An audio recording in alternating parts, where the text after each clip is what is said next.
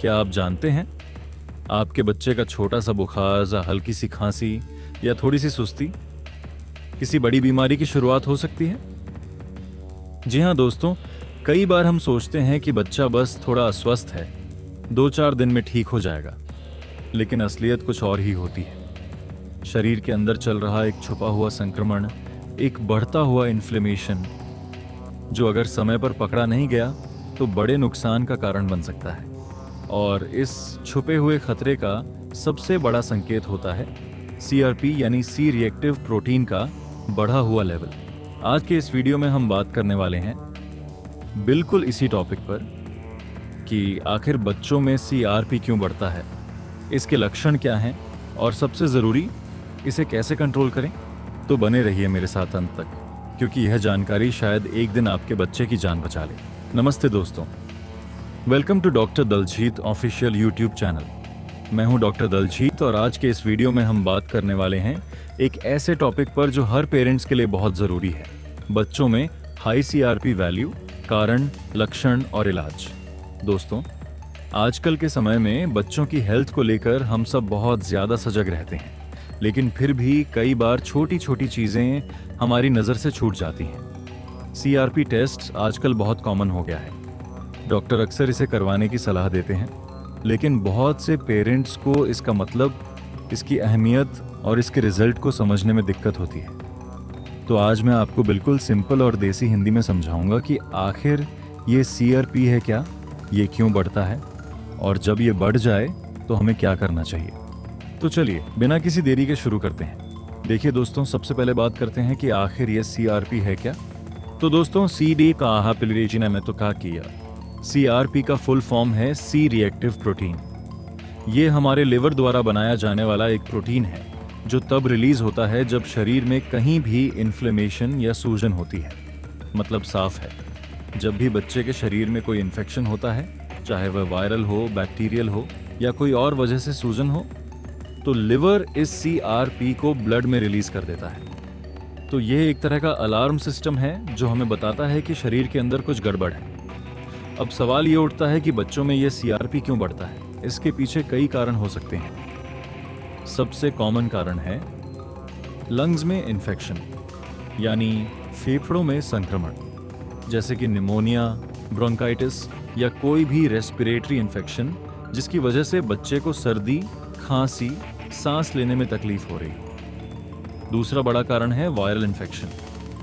आजकल के मौसम में वायरल फीवर बहुत कॉमन है और जब भी बच्चे को वायरल बुखार आता है तो उसका CRP लेवल बढ़ सकता है। तीसरा कारण हो सकता है कोई बैक्टीरियल इन्फेक्शन, जैसे कि UTI, यूरिनरी ट्रैक्ट इन्फेक्शन या कोई स्किन इन्फेक्शन। चौथा कारण हो सकता है किडनी से जुड़ी कोई बीमारी या फिर ऑटोइम्यून डिसऑर्डर, जैसे कि जुवेनाइल आर्थराइटिस। और हाँ, एक दुर्लभ लेकिन संभावित कारण है कैंसर की शुरुआत। लेकिन दोस्तों, घबराइए मत, ये बहुत कम केसेस में होता है और डॉक्टर अन्य टेस्ट करके इसकी पुष्टि करते हैं।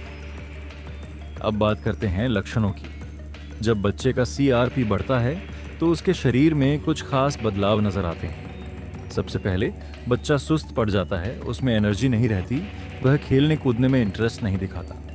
उसे शरीर में दर्द हो सकता है, खासकर मांसपेशियों में अकड़न या जोड़ों में दर्द। बुखार आना बहुत कॉमन सिम्टम है, हल्का बुखार हो या तेज, लेकिन बुखार रहता है। सिर दर्द, ठंड लगना, पसीना आना, ये सब लक्षण भी दिख सकते हैं। पेट से जुड़ी समस्याएं जैसे उल्टी, दस्त, खट्टी डकार, भूख न लगना, ये भी संकेत हो सकते हैं।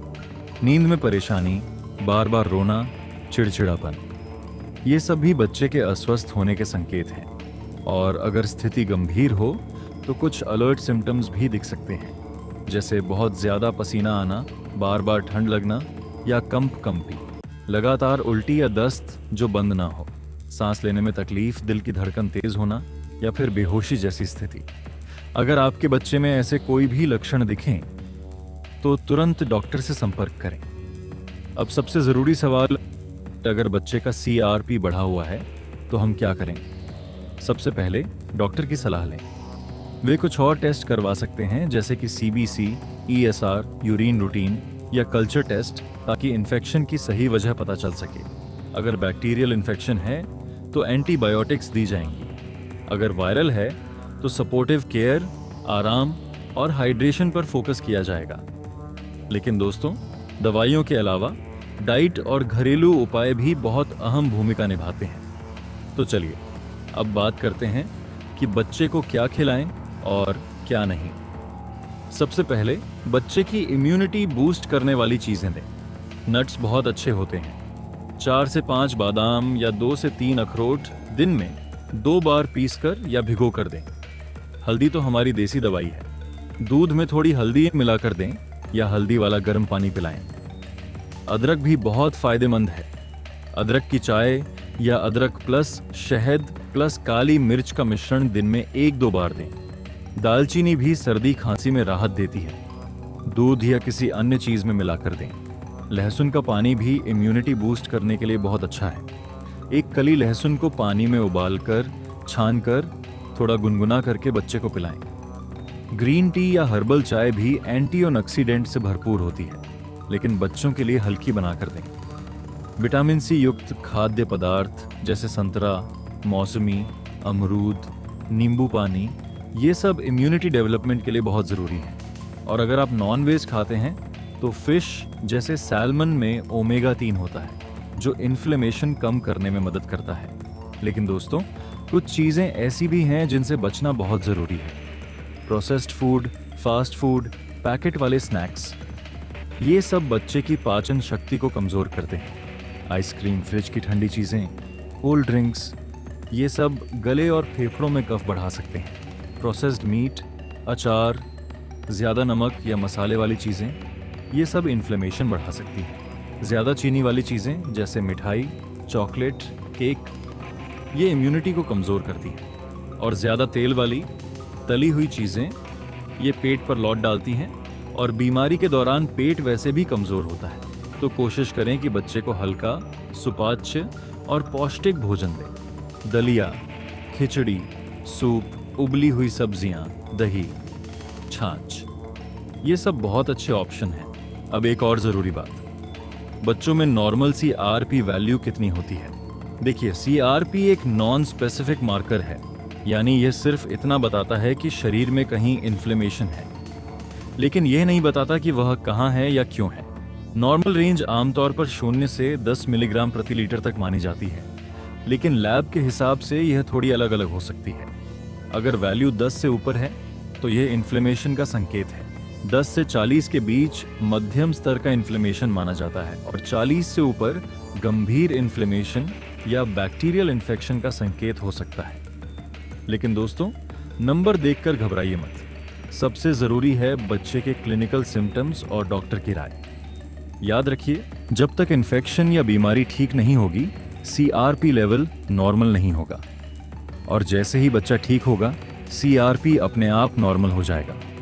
तो CRP टेस्ट को एक मॉनिटरिंग टूल की तरह देखिए, न कि किसी फाइनल डायग्नोसिस की तरह। और हाँ, एक बात और, कई बार पेरेंट्स घबराकर खुद से दवाइयाँ देना शुरू कर देते हैं या इंटरनेट से देखकर घरेलू नुस्खे आजमाते हैं। लेकिन दोस्तों, बच्चों की हेल्थ के साथ एक्सपेरिमेंट ना करें। हर बच्चा अलग होता है, हर केस अलग होता है। जो दवा एक बच्चे के लिए फायदेमंद हो, वह दूसरे के लिए नुकसानदायक भी हो सकती है। इसलिए डॉक्टर की सलाह के बिना कोई भी दवा, कोई भी सप्लीमेंट या कोई भी नया नुस्खा आजमाने से पहले एक बार जरूर सोचें। बच्चे को आराम दें, उसे हाइड्रेटेड रखें, हल्का और पौष्टिक भोजन दें और डॉक्टर के संपर्क में रहें। यही सबसे सुरक्षित और प्रभावी तरीका है। तो दोस्तों, उम्मीद है कि आज की यह जानकारी आपके लिए काम की साबित होगी। अगर आपको यह वीडियो पसंद आया हो तो प्लीज़ इसे लाइक ज़रूर करें, अपने दोस्तों और परिवार के साथ शेयर करें। और अगर आपने अभी तक हमारे चैनल डॉक्टर दलजीत ऑफिशियल को सब्सक्राइब नहीं किया है तो अभी सब्सक्राइब करें और बेल आइकन दबाएं, ताकि ऐसी हेल्थ से जुड़ी ज़रूरी जानकारी सबसे पहले आप तक पहुंचे। नीचे कमेंट सेक्शन में ज़रूर बताएं कि आपको यह वीडियो कैसा लगा, और अगर आपके बच्चे से जुड़ा कोई सवाल है तो वह भी पूछें। मैं कोशिश करूंगा कि आपके हर सवाल का जवाब दूं। और हाँ, अगर आप चाहते हैं कि मैं किसी खास टॉपिक पर वीडियो बनाऊं तो वह भी कमेंट में लिख दें। याद रखिए दोस्तों, स्वस्थ बच्चा, खुशहाल परिवार। छोटी छोटी सावधानियां, समय पर जांच और सही इलाज, यही है बच्चों को स्वस्थ रखने का राज। तो मिलते हैं अगले वीडियो में एक नई हेल्थ टिप के साथ। तब तक के लिए अपना और अपने बच्चों का ख्याल रखिए। धन्यवाद। जय हिंद, जय भारत।